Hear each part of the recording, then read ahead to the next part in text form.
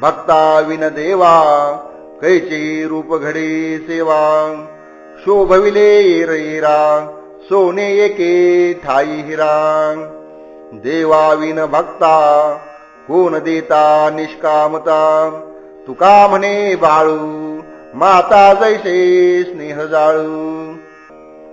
भक्त असल्याशिवाय देवाला त्याचे खरे स्वरूप कसे काय प्राप्त होईल? भक्त आहे म्हणून तर देव आहे। सोन्याच्या कोंदणामध्ये हिरा बसवलेला असतो म्हणूनच त्याला शोभा येते। हिरा आणि सोने यांनी एकमेकांना सुशोभित केलेले असते। एकट्याची तशी फारशी किंमत असत नाही, पण दोन्ही जर एकत्र आले तर त्याची किंमत कितीतरी पटीने अधिक वाढत असते।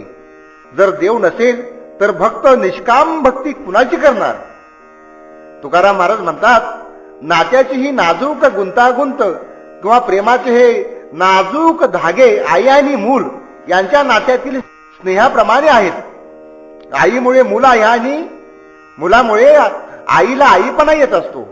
याप्रमाणेच आई बालकाचं जे नातं असतं तसंच देव आणि भक्त यांचं सुद्धा नातं असतं।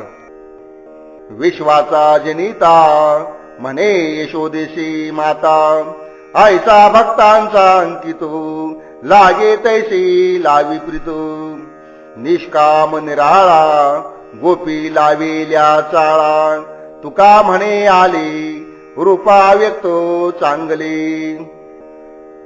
खूप प्रचंड असलेल्या या सर्व विश्वाला जन्म देणारा जो भगवान श्रीकृष्ण परमेश्वर आहे तो यशोदेश एका स्त्रीला आई म्हणून हाक मारतो, कारण परमेश्वर भक्तांनाच वश झालेला असून त्यांच्याशीच तो प्रेमाचे संबंध ठेवित असतो। तो ईश्वर स्वतः पूर्णपणे कामना रहित असतो आणि सर्वांपेक्षा वेगळा असतो, पूर्णपणे निराळा असतो, तरी सुद्धा त्याने केवळ भक्ती पाहून गोपींना आपला ध्यास लावलेला आहे। तुकाराम महाराज म्हणतात, याच प्रेमासाठी ते अव्यक्त तत्व सगुण साकार रूप धारण करून सुंदर रूपामध्ये व्यक्त झालेले आहे। त्या ईश्वराने स्वतःला भक्तांसाठी प्रकट केलेले आहे। काय दिनकरा केला कोंबड्याने खरा का हो ऐसा संत ठेवा भार माझे माथा देवा आडविले दासी तरी कामरती उपवासी तुका म्हणे हाती कळा सकळ अनंती। सूर्य उगवायच्या आधी थोडा वेळ कोंबडा आरवतो याचा अर्थ असा होत नाही की कोंबडा आरवल्यामुळे सूर्य उगवतो। कोंबड्याच्या ओरडण्याने सूर्याचे उगवणे खरे मानायचे काय? त्याचा उदय म्हणजे सूर्याचं उगवणं हे स्वयंसिद्ध असतं। माझे आणि देवाचे नाते याच प्रकारचं आहे। संत सज्जन हो, माझ्यावर संतत्वाचे ओझे लादू नका। माझ्या संतत्वामुळे ईश्वराचे नाव सिद्ध करू नका। सेवकांनी स्वयंपाक करणाऱ्या नोकरांनी जर अडवून घेतले किंवा सोडले तरी मालक काही उपाशी राहत नाही। तसे माझे संतत्व जरी नसले तरी ईश्वराचे थोरपण हे स्वयंसिद्ध आहे। तुकाराम महाराज म्हणतात, सर्व कला माझ्या गुणांची आणि अवगुणाची सारी किमया त्या अनंत स्वरूपी ईश्वराच्याच स्वाधीन आहे। जैविताही धरी नाक आगतिया परी ऐसियाचा करे चाळा आपुलीच अवकळा सांडावी मांडावी काय ऐसे नाही ठावी तुका म्हणे करी ताका दुधा एकसरी। परसाकडला बसल्या असताना ज्याप्रमाणे काही लोक घाणवास येऊ नये म्हणून आपले स्वतःचे नाक धरून ठेवतात, त्याप्रमाणे काही लोक वेड्यासारखे जेवताना सुद्धा नाक धरून ठेवतात। अशा वेडेपणाच्या क्रियेमुळे आपली आपणच वाईट स्थिती किंवा स्वतःची फजिती करून घेत असतो। कोणत्या ठिकाणी काय करावे, काय धरावे, काय सोडावे या लोकांना याचा विवेक अजिबात राहिलेला नसतो। तुकाराम महाराज म्हणतात, असे लोक ताक आणि दूध यांना सारखेच समजतात। हो का पुत्र पत्नी बंधू त्यांचा तोडावा संबंधू कळो आली खचाळसे शिवो नये लिंबू दोषे फोडावे मडके मेले लेखी घाये की तुका म्हणे त्यागे विन चुकी जेना भोगे। जर ईश्वर प्राप्त करून घ्यायचं असेल, ईश्वर मिळवायचा असेल तर त्याच्यासाठी पुत्र असो, बायको असो, बंधू असो, त्या सर्वांचा संबंध सुद्धा तोडून टाकावा लागतो। हे संबंध सर्व खाट्याळपणाचे आहेत, ईश्वराच्या आड येणारे आहेत असे समजून आल्यानंतर त्यांना शिवू सुद्धा नाही, त्यांच्या सहवासाचा दोष अंगी लावून घेऊ नये. ती सर्व मेलेले आहेत असे समजून त्यांच्या नावाने मडके फोडून टाकावे आणि त्यांचा संबंध पूर्णपणे सोडून द्यावा. तुकाराम महाराज म्हणतात, अशा प्रकारचा त्याग केल्याशिवाय संसारातील भोगाविषयी आस्था दूर होणार नाही, म्हणजे संसाराविषयीची आसक्ती नाहीशी होणार नाही. व्याल्या विन करी शोभन तातडी, चारते गधडी करीतसे, कासया पाल्हाळू आणि कांचे देखी, सांगता नव्हे सुखी साखरेशी. कुंथाच्या ढेकरी न देवेल पुष्टी, रूप दावी कष्टी मळीनवरी. तुका म्हणे अरे वाचाळ हो ऐका, अनुभवे विन नका वाव घेऊ. एक बाई गरोदर असतानाच बाळंत व्हायच्या आधीच बारसे वगैरे सर्व कार्य करण्याचं मूर्खाप्रमाणे चाळे करू लागली. दुसऱ्या खऱ्या बाळंतिणीचे विस्तारपूर्वक व्यापार पाहून ती त्याप्रमाणे आचरण करून काय उपयोग होणार आहे. साखर स्वतः खाऊन जी गोडी अनुभवता येते ती काही दुसऱ्याला सांगता येते. साखरेच्या गोडीचा अनुभव फक्त खाणाऱ्यालाच कळून येत असतो. तृप्ततेने जेवण झाल्यावर जशी ढेकर येते किंवा ढेकर दिली जाते, त्याप्रमाणेच ती उगीच भुकेल्या पोटी उगीच दिलेल्या ढेकराप्रमाणे होणार नाही. दोघांमध्ये फार मोठा फरक असतो. उलट अशा ढेकरीमुळे चेहरा मात्र कष्टदायक आणि मलिन दिसू लागतो, किंवा कोडाच्या रोगाचा मनुष्य आपले कोड दिसून येत म्हणून अंग मलिन करून घेतो, त्यासारखाच हा प्रकार आहे. तुकाराम महाराज म्हणतात, नुसती बडबड करणारे लोक हो, हे वाचाळ जन हो, तुम्ही ऐका, तुम्ही स्वतः अनुभव घेतल्याशिवाय उगीच बोलत जाऊ नका. जेने घडे नारायणी अंतराय, होत बाप माय वर्जाविती.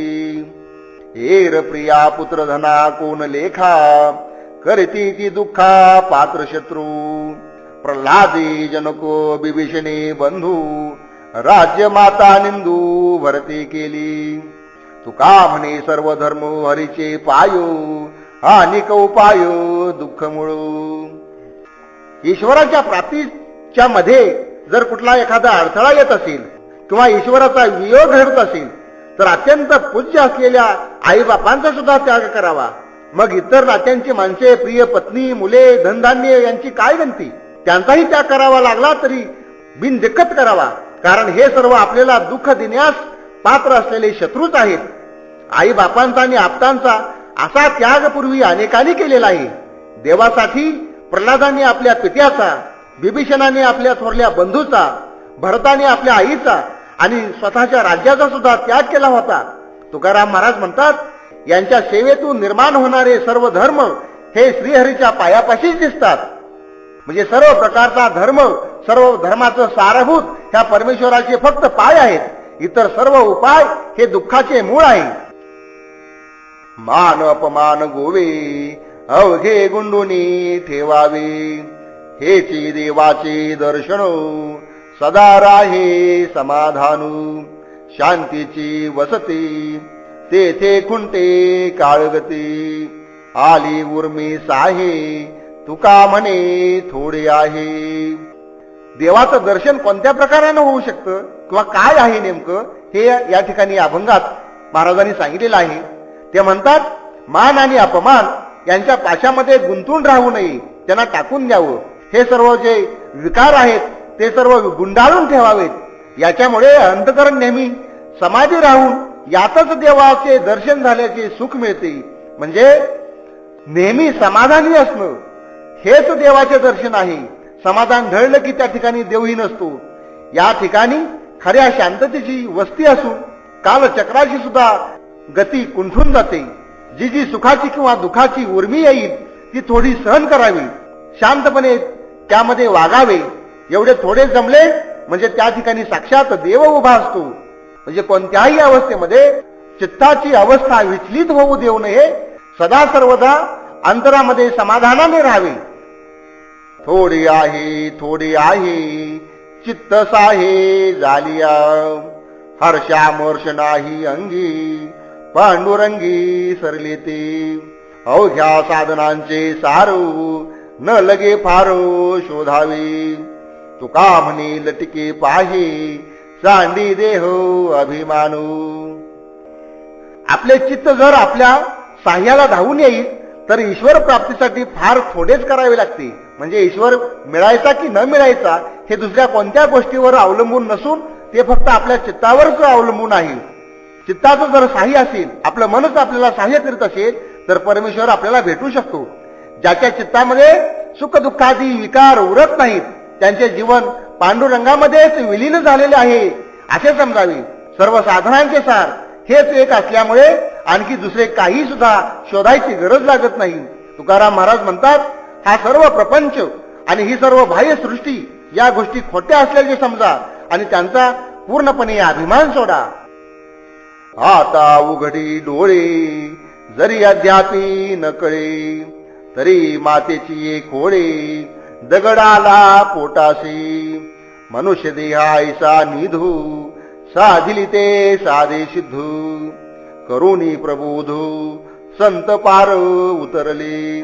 नाव चंद्रभागी तिरी उभी पुंडलिकाचे द्वारी काट धरून या करी उभा उभी पालवी. तुका म्हणे फुकासाठी पायी घातली या मिठी होतो उठा उठी लवकरीच उतारू. अरे तुझा फुकट जन्म निघून गेला, अजून तरी तू डोळे उघड. अजून तुला काहीच समजलेले नसेल तर मग तू आपल्या आईच्या पोटी खरंच दगडासारखा जन्माला आलेला आहेस. चांगला मनुष्य देह तुला प्राप्त झालेला आहे. याच फार मोठ्या मोलाच्या साठ्यामुळे म्हणजे तुला चांगला देह प्राप्त झाल्यामुळे तुला जे काही साधायचे आहे ते तू साधून घेऊ शकतोस. असाच बोध आजपर्यंतच्या संतांनी केलेला आहे. स्वतःही संसार सागराच्या ते पलीकडे गेलेले आहेत. तुझ्यासाठी ही नाव पंढरपुरात चंद्रभागेच्या तीरावर पुंडलिकाच्या दारामध्ये हात कटीवर ठेवून उभी आहे. ती सर्वांना मोठ्या प्रेमाने आपल्याकडे उभ्या उभ्याच हात बाहो उभारून बोलावित आहे, खुणावित आहे, हाकारित आहे. तुकाराम महाराज म्हणतात, या नावेस काही किंमत मोजावी लागत नाही, काही पैसे मोजावे लागत नाहीत. ही फुकटची आहे. नुसती पायास मिठी घालावी आणि मग या भवसागरातून पलीकडच्या तीरावर जावयाला अजिबात उशीर लागत नाही. न करी रे संगो राही रे निचळो लागो नेदी मळो ममतेचा. या नावे अद्वैतो खरे ब्रह्मज्ञानू अनुभवा वाचून बडबडते. इंद्रियांचा जयो वासनेचा क्षयो संकल्पाही नये वरी म्हणू. तुका म्हणे नये जाणीव अंतरा अंतरिया थारा आनंदाचा. तू आता कुणाचा कसल्याही गोष्टीचा संग धरू नकोस. तू अगदी स्थिर राहा, पूर्णपणे निश्चळ राहा. कुठल्याही संबंधाचा किंवा ममत्वाचा मळ तुझ्या चित्ताला लागू देऊ नकोस. या प्रकारचं जे ज्ञान आहे हेच खरं ब्रह्मज्ञान आहे किंवा अद्वैत ज्ञान आहे असे असून याची जाणीव अनुभवाशिवाय कुणाला कळून येणार नाही. अनुभवाशिवाय बोलणे ही फक्त व्यर्थ बडबड आहे. या अवस्थेत इंद्रियादी विषयांचा जय होऊन वासनेचा नाश होत असतो. विविध विषयाची वासना आसक्ती संपून जाते आणि देहादिक वृत्तीचे किंवा बाह्य प्रपंचाचे मनातील संकल्पही नाहीसे होऊन जातात आणि मग मन स्थिर होते, ते वर येत नाही. मी निराळा, मी वेगळा आहे अशा प्रकारची जाणीवच या अवस्थेत मनात उरत नाही. सर्वच आनंदी आनंद घडून येतो आणि आनंदाचेच राज्य निर्माण होते असे संत तुकाराम महाराज म्हणतात. अंतकरण पूर्णपणे आनंदाने भरून येतं, उच्चमळून येतं.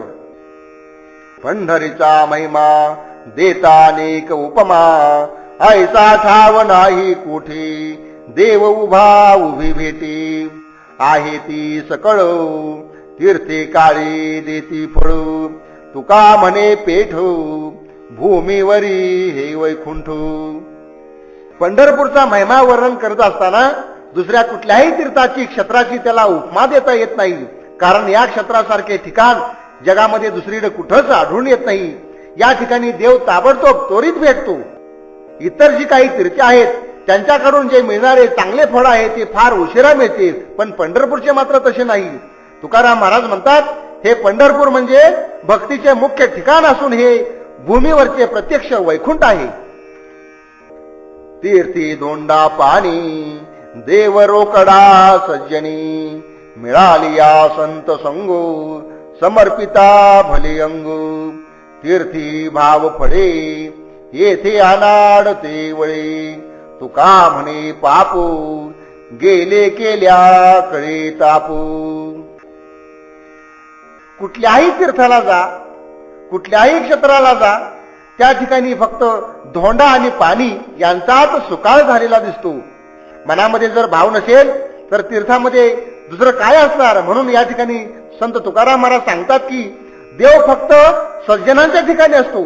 खऱ्या अर्थाने जर तुम्हाला देव पाहायचा असेल तर तो माणसामध्ये आहे. तो साधू संतांच्या रूपात वावरत असतो. संतांची संगती जर प्राप्त झाली तर आपले सर्वस्व त्यांना अर्पण करावे, म्हणजे देवत्वाची खूण आपल्याला पटू शकते. तीर्थस्थानावर गेल्यानंतर मनात जर शुद्ध भाव आणि भक्ती असेल तरच त्याचा उपयोग होऊ शकतो. पण संत संगतीमध्ये अडाणी मनुष्य असला, कोणीही असला तरी त्याचा उद्धार होऊ शकतो. तुकाराम महाराज म्हणतात, माणसाला जीवनामध्ये जे ताप सहन करावे लागतात ते नाहीसे झाले की तो निष्पाप झाला असे समजावे. घेऊन या चक्रगदा हाच धंदा करीतो, भक्ता राखे पाया पासी दुर्जनाचे संहारी. अव्यक्तते आकारले रूप आले गुणवंतो, तुका म्हणे पूर्वी इच्छा जया तैसा विठ्ठलो. हा भगवंत, हा परमेश्वर हातामध्ये चक्र गदा ही आयुधे घेऊन हाच उद्योग करीत असतो. तो काय करतो तर दुर्जनांचा, वाईट लोकांचा संहार करतो. आपल्या भक्तांचे रक्षण करणे हेच त्याचे काम असते. याच कामासाठी अव्यक्त परब्रह्म असलेला तो आकारास होतो, सगुण साकार रूप धारण करतो. नाना गुणांनी सालंकृत होऊन या पृथ्वीवर अवतरतो. तुकाराम महाराज म्हणतात, हा विठ्ठल ज्याची त्याची इच्छा जशी असेल त्याप्रमाणे पूर्ण करीत असतो. देखोनी पुराणिकांची दाढी रडे फुंदे नाक ओढी, प्रेम खरे दिशे जना भिन्नांतरे भावना.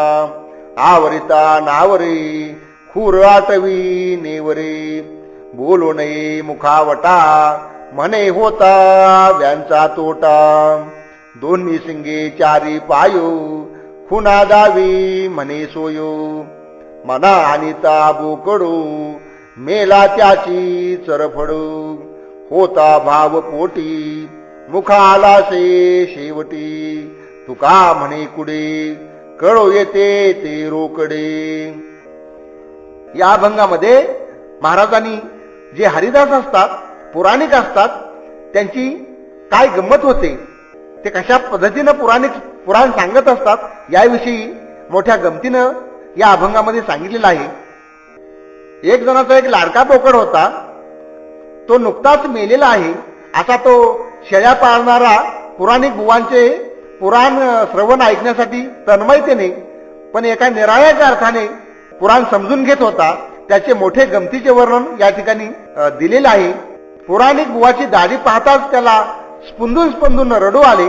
नाक पुसण्याचा प्रसंग आला. लोकांना वाटले काय निरूपणाचा परिणाम, किती प्रेमळ श्रोता आहे. त्याच्या मनातील भाव मात्र वेगळा होता. नुकताच मेलेला आपला दाढीवाला बोकड त्याला त्याच्या मनामध्ये आठवत होता. म्हणजे वक्ता ज्या वेळेला काही सांगत असतो त्या सांगण्याचा अर्थ श्रोत्याच्या मनामध्ये ज्या प्रकारचा भाव असतो, ज्या प्रकारचे विचार असतात, त्या प्रकारे श्रोता आपापल्या पद्धतीने त्याचा अर्थ घेत असतो. त्याच्या मनात खरे प्रेम नव्हते तर वरवर लोकांना ते खरेच प्रेम वाटत होते. त्याला रडे आवरता आवरेना. बोकडाचे खूर नख्या त्याला एकसारख्या समोर त्याच्या डोळ्यासमोर दिसत होत्या. तो म्हणू लागला, काय सांगू बाबा हो, हा माझा बोकड बेण्याचा म्हणून राखून ठेवलेला होता आणि तोच नेमका गेला हो. पुराणिकांना एका बीजाचा हा विस्तार कसा हे सांगितले तेव्हा त्यास आपल्या ब्याच्या बोकडाची आठवण झाली. पुराणिक बुवा सांगत होते की एक पुरुष एक प्रकृती, 4 वेद किंवा ईश्वराची 4 रूपे. तो धनगर मात्र या पुराणिक बुवाच्या 2 आणि 4 बोटांचा अर्थ आपल्या मनाशी असा समजून घेत होता की हो हो, माझ्या बोकडाला सुद्धा 2 शिंगे होती आणि 4 पाय होते. कारण या शेळ्या राखणाऱ्याच्या अंतकरणामध्ये त्या मेलेल्या बोकडाचे तीव्र दुःख होते. त्याचे चित्त त्या पुराणामध्ये नव्हते, तर त्या बोकडाच्या मरण्यामध्ये रमून गेलेले होते. जो भाव त्याच्या अंतःकरणामध्ये होता तोच शेवटी त्याच्या मुखातून बाहेर पडला. तुकाराम महाराज म्हणतात, अंतःकरणामध्ये असणारी खोटी भावना शेवटी केव्हा ना केव्हा तरी ती उघड होतेच. दुर्जनाची गंधी विष्टेची आपरी, देखून या दुरी व्हावे तया. ऐका हो तुम्ही मात हे सज्जनो, करू संगष्टन नाही बोलू. दुर्जनाची अंगी अखंड विटाळू, वाणी रजस्वला स्रवितैशी. दुर्जनाचे भयू धरावे त्यापरी, पिसाळले वरी धावे श्वानू. दुर्जनाचा भला नव्हे अंग संग, बोलिलाचे त्याग देशाचा त्याग. तुका म्हणे किती सांगावी पृथको, अंग कुंभी पाहतो दुर्जनाची. दुष्ट असलेला मनुष्य किंवा दुर्जन माणसाची संगतीची घाण एखाद्या विष्ठेसारखी दुर्गंधीमय असते. त्याला पाहताच त्याच्यापासून दूर व्हावे. संत सज्जन हो, तुम्ही ही हकीकत नीट ऐका. त्या दुर्जनाशी अजिबात मैत्री करू नका, त्याच्याशी मैत्री वाढवू नका आणि त्याच्याशी बोलणे सुद्धा टाळा.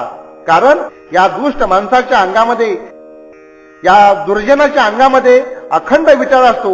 आणि जशी एखादी रजस्वला स्त्री तिचा रज स्रवत असतो, त्याप्रमाणे त्याच्या ठिकाणी घाण स्रवत असते. त्याची वाणी दुर्गंधीने वाईट शब्दांनी भरलेली असते. एखादे जसे पिसाळलेले कुत्रे अंगावर जर येत असेल आणि आपण जसे सावध असतो, तसे त्या दुर्जनाविषयी तुम्ही सावध राहावे आणि त्याला दूरच ठेवावे. या दुर्जनाची संगती चांगली नव्हे. त्या लोकांचा जो देश असेल तो देश सुद्धा सोडून जावे.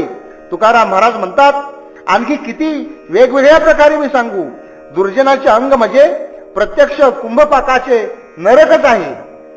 अतिवादी नव्हे शुद्ध या तुझ्याचा, ओळखा जातीचा अधमतो. वेद श्रुती नाही ग्रंथ ज्या प्रमाणू, श्रेष्ठाचे वचन न मानिजो.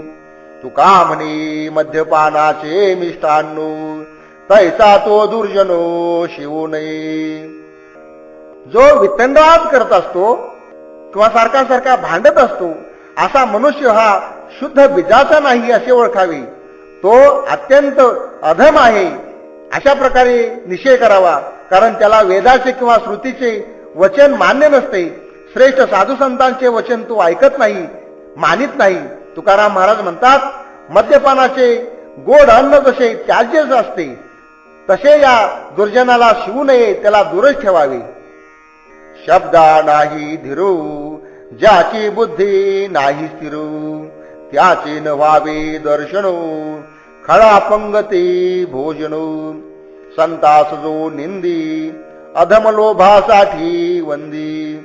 तुका म्हणे पोटी, भाव आनिको जया होती. ज्याच्या शब्दाला बोलण्याला धरबंध नसतो, कसलाही धीर नसतो किंवा एक वाक्यता नसते, मनामध्ये कसला निश्चय नसतो, त्याची बुद्धी स्थिर नाही असे समजावे. त्याचे दर्शन सुद्धा घेऊ नये की या दुर्जनाच्या पंक्तीला बसून जेवण करू नये. कारण हा दुष्ट मनुष्य संत सज्जनांची सदोदित निंदा करीत असतो, अधम लोकांची स्तुती करत असतो. अशा लोकांची संगत अजिबात धरू नये. तुकाराम महाराज म्हणतात, त्याच्या पोटामध्ये एक भाव असतो आणि ओठामध्ये बोलणे मात्र दुसरेच असते. त्याचे दर्शन दुरून सुद्धा घेऊ नये. चोरे चोराते करावा उपदेश, हा पुला अभ्यास असेल तू. शिंदळीच्या मागे वेचिता पाऊले, होईला पुले तिच्या ऐसे. तुका म्हणे भीतू पुढली या दत्ता, म्हणून चिंता उपजली. एक चोर जर दुसऱ्या चोराला उपदेश करू लागला तर तो कुठल्या प्रकारचा उपदेश करणार? जो त्याचा नेहमीचा जो चोरीचा धंदा आहे, चोरीचा जो अभ्यास आहे, तोच त्याला शिकवत असतो. एखादी वाईट आचरण असलेल्या स्त्रीच्या जर घरी आपण गेलो तर आपण तिच्या प्रमाणेच होऊ शकतो. तुकाराम महाराज म्हणतात, यापुढे आता अशा विपरीत संगतीमुळे पुढे काय काय भयानक स्थिती निर्माण होणार आहे, या लोकांची काय अवस्था बनणार आहे, याविषयी माझ्या मनामध्ये चिंता वाटत आहे, चिंता निर्माण झालेली आहे. मांडवाच्या दारा पुढे आणिला म्हातारा, म्हणे नवर्याना रांडू जाळा नवर्याचे तोंडू समय न कळे काय उपयोगी ये वेळे तुका म्हणे खरा येथून या दूर करा. कोणत्या वेळेला कोणत्या अवस्थेमध्ये कोणत्या परिस्थितीमध्ये नेमके काय बोलावे हे ज्यांना कळत नाही अशांना उद्देशून तुकाराम महाराज सांगतात, एका लग्नामध्ये पुढारी पण एका म्हाताऱ्याला दिले आणि मांडवाच्या दारातच त्याला उभे करून व्यवस्था पाहायला सांगितली. त्यानं त्यावेळेचा प्रसंग न ओळखता तो वाटेल तसे मनाला येईल तसे बडबडू लागला आणि तो म्हणतो की त्या रांड नवरीला घेऊन या, त्या नवऱ्याचे तोंड जाळून टाका. त्याच्या मनात नसेल पण असे अपशब्द या प्रसंगी तो तोंडातून का बरे काढतो, यावेळी त्याचा विपरीत परिणामच होऊ शकतो. म्हणून तुकाराम महाराज म्हणतात, अशा प्रसंगातून यासारख्या गाढवांना प्रथम दूर करावे. ज्या ठिकाणी जो माणूस योग्य नाही अशा ठिकाणी त्या माणसाची नियुक्ती करू नये.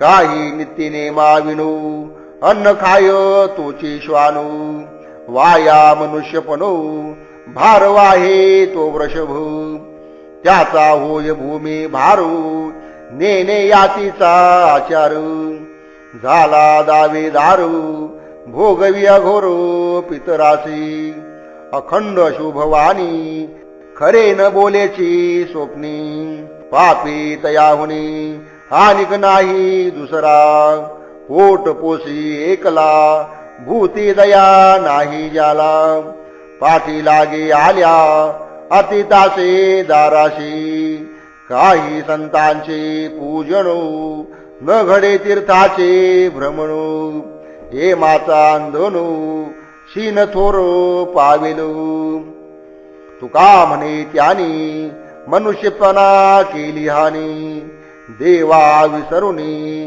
गेली म्हणता मी माझे.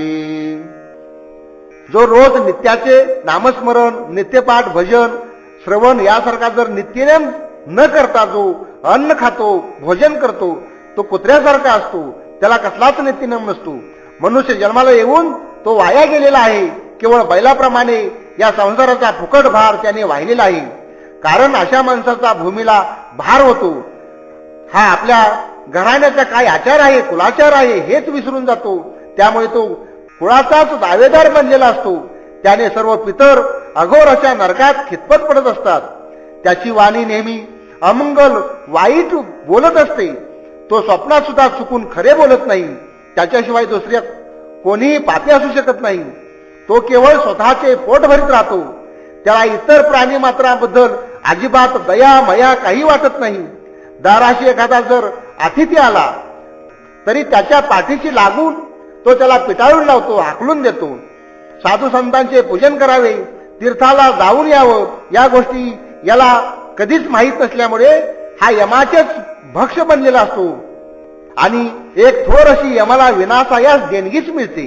तुकाराम महाराज म्हणतात, अशा प्रकारच्या माणसाने सर्व मनुष्यपणाची हानी केलेली आहे. कारण जो जगाचा नियंता जगचालक परमेश्वर विसरून हा मी आणि माझे माझे असेच करीत राहतो, याचा जन्म व्यर्थ गेला आहे असे समजावे.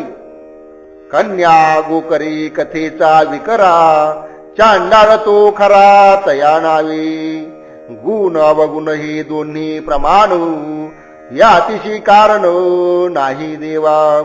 जे जैसे करती ते तैसे पावती भोगते भोगिती केली कर्मी आशा बद्ध नाही करू ते करीती तुका म्हणे जाती नरकामध्ये. स्वतःची मुलगी गाय किंवा कथा सांगतो आणि त्याची विक्री करतो तो खरोखरच चांडाळ आहे. म्हणजे चांडाळासारखा तो आहे. माणसाचे गुण काय किंवा अवगुण काय हे त्याच्या ईश्वर निष्ठेवरून ठरवावे. या ठिकाणी जातीचा काही उपयोग होत नाही. देवाला जातीचे कारण नसते. म्हणजे हा कुठल्या जातीचा आहे याचं देणं घेणं देवाला नसतं. जातीवर काहीही अवलंबून नसतं. फक्त देव भाव पाहत असतो. जशी कर्मे एखाद्याच्या हातून होतील तशीच फळे त्याला प्राप्त होत असतात. म्हणजेच ज्याला त्याला त्याच्या त्याच्या कर्माप्रमाणे फळ भोगावे लागते. आशेच्या लोभाने जे लोक करू नये ती कर्मे करीत राहतात ते नरकात जातील असे तुकाराम महाराज म्हणतात. हरे हरा भेदो नाही करू नये वादो एक एकाचे हृदयी गोडी साखरेच्या ठाई भेद काशी नाडू एक वेलांटीच आडू उजवे वा मांगू तुका म्हणे एकची अंगू. हरी आणि हर म्हणजे विष्णू आणि भगवान शंकर हे एकच आहेत, फक्त त्यांच्या नावामध्ये फरक आहे आणि याविषयी उगीच वाद घालत बसू नये. शंकराच्या हृदयामध्ये भगवान विष्णू असतात आणि विष्णूंच्या हृदयामध्ये भगवान शंकर आहेत. गोडी जशी साखरेशी एकजीव असते त्याप्रमाणेच ह्या दोघांचं ऐक्य आहे. फरक फक्त सांगणाराच्या वेलांटीमध्ये असतो. एकाला हर म्हणतात तर दुसऱ्याला हरी म्हणतात. वस्तुतः या दोघांमध्ये काडीचाही फरक असत नाही. तुकाराम महाराज म्हणतात, डावे अंग काय आणि उजवे अंग काय हे दोन्ही एकाच शरीराचे असतात, दोन्ही एकच आहेत. वाक्याधी मानवू गंध अक्षता पूजनू श्रोता यती झाला जाणू तरी त्या नाही उचितू. शिर सर्वांगा प्रमाणू यथाविधी करचरणू धर्माचे पाळणू सकळी सत्यो करावे. पट्टपुत्र सांभाळी पिता त्याची आज्ञा पाळी प्रमाण सकळी ते मर्यादा करावी. वरासनी पाषाणू तो न मानावा सामान्यो हेर उपकरणी सोनियाची परी तिनीच सोनियाचा पैंजनू मुकुटमणी केला हिनो जयाचे कारणू तया ठाई अलंकारू सेवका स्वामीसाठी मानू त्याचे नाम त्याचे धनू तुका म्हणे जाणू तुम्ही संतो तदर्थी. प्रवचनाच्या वेळी गंध अक्षता पूजन इत्यादीचा मान श्रोत्याच्या आधी वक्त्याचा म्हणजे प्रवचन करणाऱ्याचा असतो. मग श्रोत्यामध्ये एखादा संन्यासी येती जरी असला तरी त्याला मान देणे हे उचित नाही, कारण त्या ठिकाणी फक्त वक्त्याचाच मान असतो. सर्व अंगामध्ये डोके हे जसे महत्वाचे आहे त्याचे स्थान मुख्य आणि मग यथाक्रमाने हात पाय इत्यादिकाचे स्थान असते आणि याच धर्माचे पालन सर्वांनी करावे.